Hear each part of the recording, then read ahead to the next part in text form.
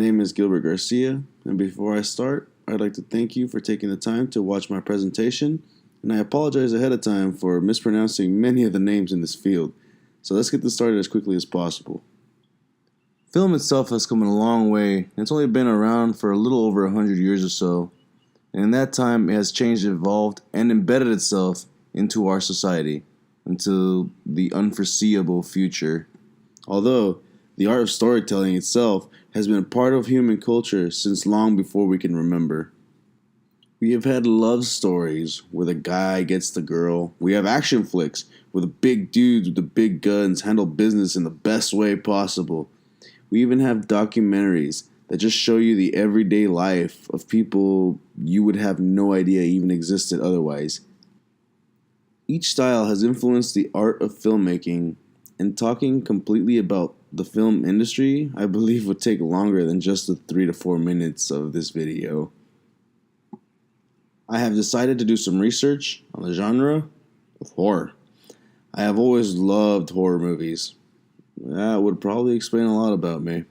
The first horror movie, which especially by today's standards, it wasn't really a movie, just more like a short clip. And the whole thing is just a dancing skeleton called Le Squelette Joyeux, I believe. And it was created by the Lumiere brothers in 1895. Although this may have been the first horror movie with anything remotely scary in it, the following year, the first real horror story was made. Witches and vampires, and what seems to be a villain? The name of this short film is called Le Menu du Diable by Georges Méliès. Horror movies at the time were not exceptional in any way, really. It wasn't until around 1915 to 1920, during World War I, that people started to pay attention with the film The Golem. Not only did it scare people of the time and give them a scary bar to reach when trying to film a movie of this genre, sadly, this movie, like many others of the period, have been lost to the cruel mistress of time. German films of the era, I believe, is what truly defines horror now. As we learn, we know that nothing ever stays the same, and as talkies kept hitting the studios, the film industry and horror found new ways to make our skin crawl. The dialogue helped, but that's not what truly did it. For horror, it was the sound effects. From the door creaking ever so lightly, to the loud thunder outside of an ominous castle on a cliffside. At the time, there was no movies to watch for inspiration like this. What directors of the time had were books. The classic monsters that were written about, that Sam may not even have read when the book released. And that inspiration in the minds of Carl Laemmle Jr. is what cemented Universal in all their classic monsters during the 1930s. Classic monsters such as Dracula and Frankenstein are what made it what it is today. Although not everyone was having a good time. With the war overseas in the 40s, my beloved genre was not well taken care of. But I suppose with everyone's moods the way they are during this time, everyone much rather preferred a silly comedy of Abbott and Costello meet Frankenstein. By the end of the 40s, I believe people were just done with seeing people being cruel to people. So in the 50s, we needed a new outside source to scare us. Opportunity arose for a new type of horror. Creature features, and aliens, and mutants. It was the age of science, on and off the screen. A famous technique in this era, of course, was the ever-famous man in a rubber suit over a small miniature town. But the preferred method was using an already existing creature as the monster and use the blue screen photography techniques. As time flows ever forward, people change, and so do the minds. And by the time the 60s hit, the scare of experiments, and obviously men in rubber suits can only go for so long, people crave something more real.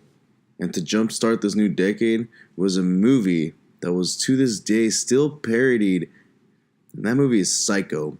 In this era, most filmwork started with what I like to call the less is more method. Psycho was made with less than $800,000, and it all came from one man's pocket. The director, Alfred Hitchcock. By the end of this era, the party was over. and a lot of the greats stopped being great or died.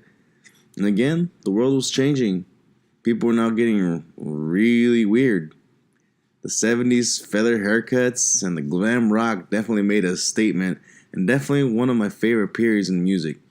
People's fear became a little closer to home. People's fears came from where you least expected it. This is the era where the horrors didn't come from space or from scientists' lab. This time, they came from your own home. With films such as The Omen, where your son is the devil, or Shivers, where mommy is the monster. By the time we hit 1979, though, the technology had finally reached a place where the worst things that I could probably imagine would start showing up on film. And you can see this in one of my personal favorite films, Aliens, by Ridley Scott. This is the era where monsters of the past, that grandma and grandpa even feared, came back in more vivid and realistic details. Blood and guts were finally able to cover the screen and could almost make a man gag. Of course, a man can get bored of anything.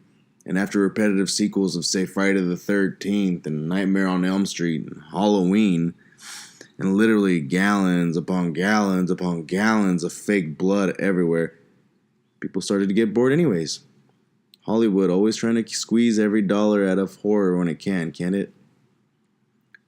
So by the time the 90s hit, horror filmmakers needed to change genres, not to be confused by the popular slasher horrors. When people hear horror in this time, there's only 3 people that came to mind. I already stated them, but I'll state them again. Michael, Freddy, my personal favorite, Jason.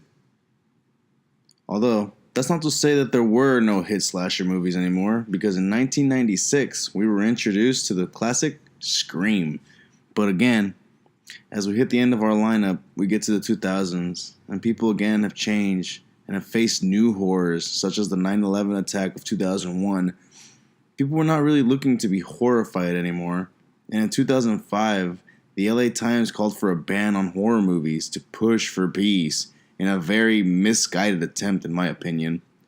From what I have read, horror stories have always been part of our life, and they truly show what our people are thinking in a certain time period.